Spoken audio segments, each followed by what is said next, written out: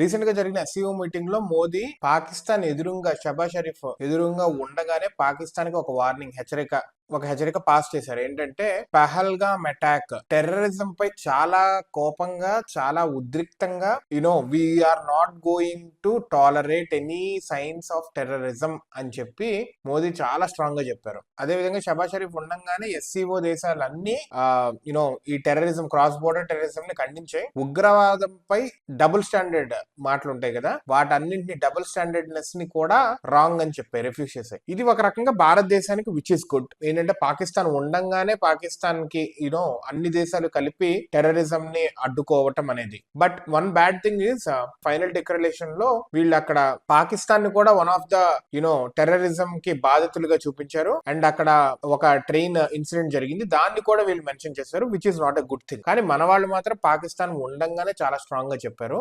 Either Pakistan కూడా ఆపేసి, అరే బాబు నేను నీతో ఏం చేయను రా బాబు, మనం బాయి అని చెప్పి డెవలప్ అవ్వచ్చు. అలా అయితే గొడవలాగా ఎప్పుడు ఉండకూడదు పక్కన ఒక నేషన్. చైనా మారింది అంటే కనుక ఫైనల్ గా పాకిస్తాన్ కూడా మారాల్సిన అవసరం ఉంది. ఇప్పుడు కాకపోయినా 10 సంవత్సరాలకైనా మారుతుంది, మనం స్ట్రాంగ్ గా ఉంటే. మళ్ళీ మనం గనక పొలిటికల్లీ నాట్ స్ట్రాంగ్ ఎనఫ్ అయితే కనుక పాకిస్తాన్ రెచ్చిపోద్ది. పాకిస్తాన్ చెప్పు చేతల్లో ఉండాలి అంటే కనుక మనం పాకిస్తాన్ కి అప్పర్ హ్యాండ్ లో ఉండాలి. అండ్ మనము చైనా, పాకిస్తాన్ ఫ్రెండ్లీ నేషన్స్ అన్ని మనకు సపోర్టెడ్ గా ఉండాలి.